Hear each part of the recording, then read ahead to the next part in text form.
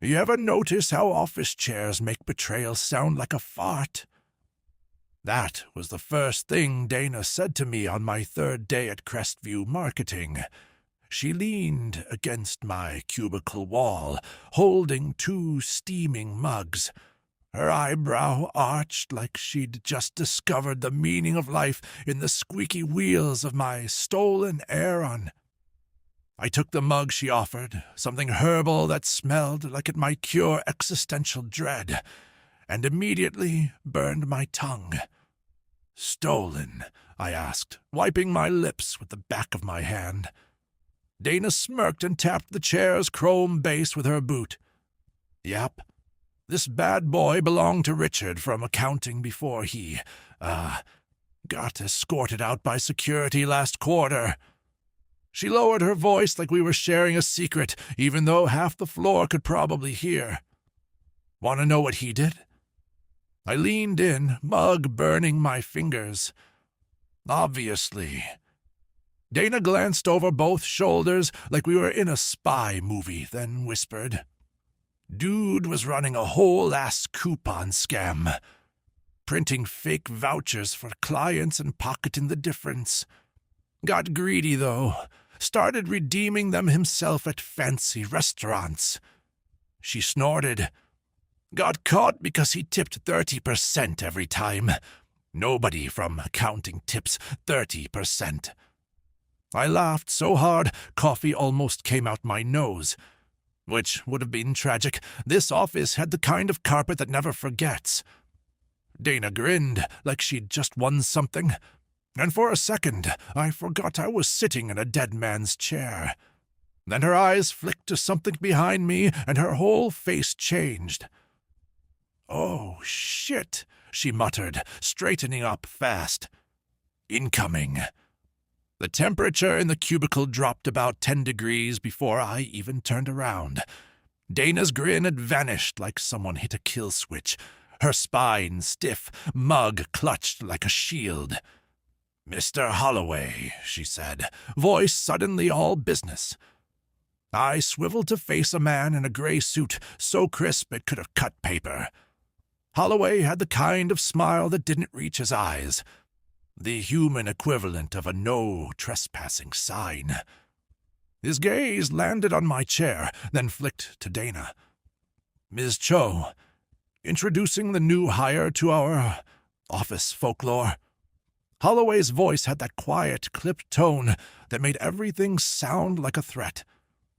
Dana's fingers tightened around her mug.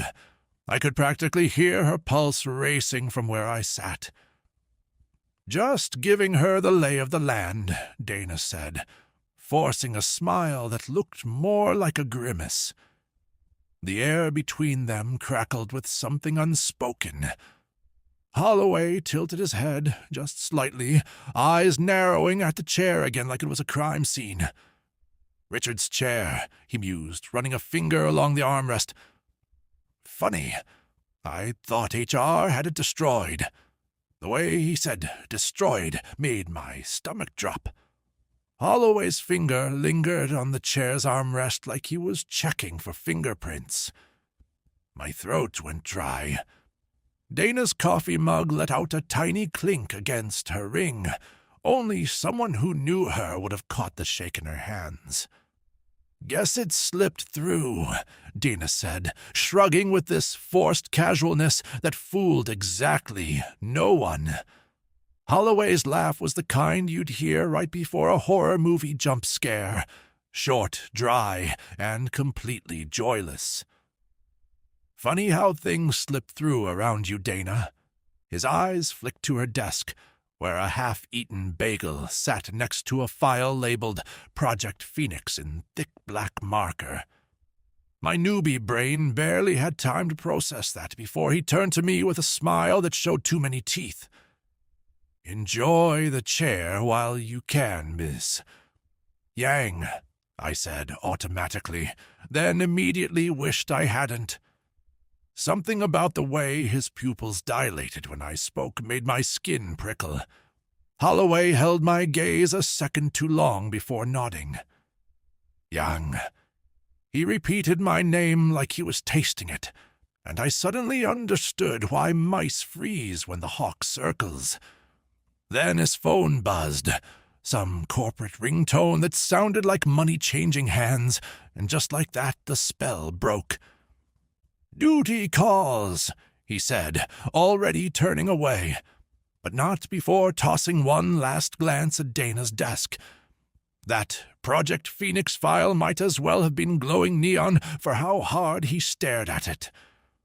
Holloway's footsteps faded down the hallway, but the silence he left behind was worse, thick enough to choke on. Dana didn't move until the elevator dinged 3 floors away.